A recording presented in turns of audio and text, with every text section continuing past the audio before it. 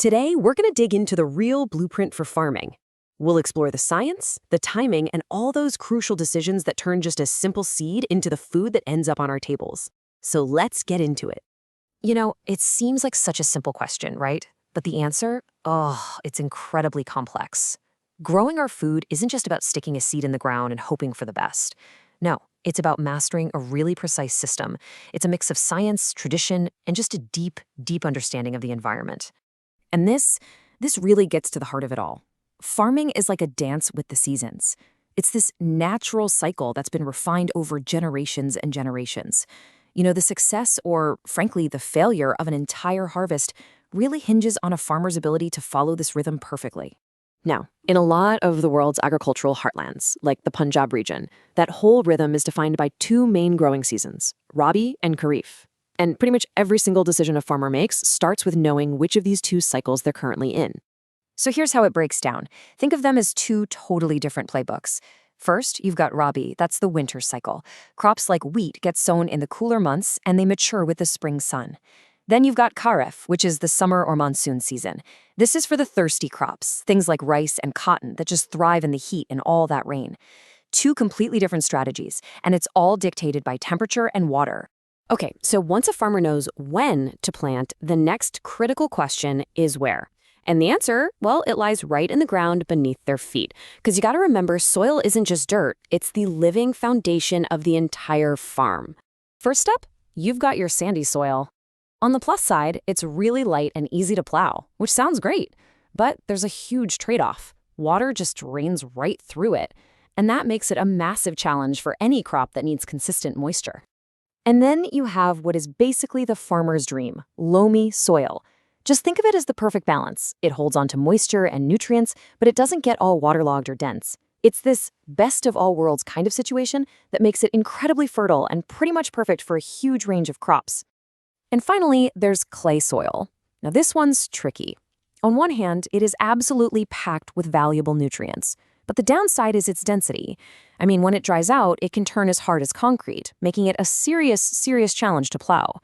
It's a classic high-risk, high-reward kind of soil. So no matter what the season is or what kind of soil you have, every farmer follows this universal four-step process. You prepare the land, you sow the seed, you irrigate and fertilize, and then finally, you harvest the crop. Let's see how this blueprint actually plays out with a real-world example. Okay, let's zoom in on one of the world's most important crops, wheat. By following its journey right from a single tiny seed to a whole field of grain, we can see exactly how these principles work in practice. So, the very first decision isn't just, let's plant some wheat. Oh no, it is way more specific. The question is, which kind of wheat? Just look at this table of approved varieties. Some are specifically designed for irrigated areas, right? While others are bred to thrive in regions that have to rely completely on rain. This is precision agriculture in action. It's about picking the absolute perfect tool for the job. And that precision, it gets even more dialed in, down to the exact amount of seed. We're talking 32 to 46 kilograms per acre. Now you might be thinking, why so specific? Well, if you use too little seed, you're going to get a sparse, inefficient harvest. But if you use too much, the plants literally choke each other out, competing for light and nutrients. It's this incredibly delicate balance, and the consequences are huge. Getting a successful crop really hinges on nailing every single one of these steps. Sowing has to happen in this very specific late autumn window, the soil needs to be prepared perfectly, the fertilizers have to be balanced, and water has to be applied at these super critical growth stages. And all the while, you're constantly battling weeds. It's just a non-stop process of really careful management. Okay, so let's pull back from our wheat example for a second. The principles we just looked at, the timing, the selection, the resource management, they form a blueprint that you can pretty much adapt for almost any crop out there. But, and this is really important, that blueprint has to be flexible. Rice, for instance, needs a completely different approach. Instead of sowing seeds directly into the field, farmers grow these delicate little seedlings in a nursery, and then they painstakingly transplant them, usually by hand, into flooded fields. See? It's the same principle of right place, right time, just a very different way of doing it.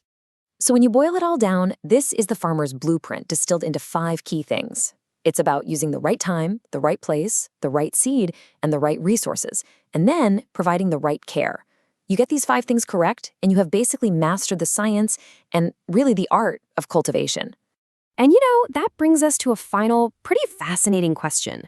In an age of drones and GPS-guided tractors and all this genetic engineering, the success of a harvest still boils down to these fundamentals. It really makes you wonder, as our technology just keeps accelerating, what are the timeless lessons about cycles and patience and just nurturing things that maybe we're forgetting to learn from the soil itself?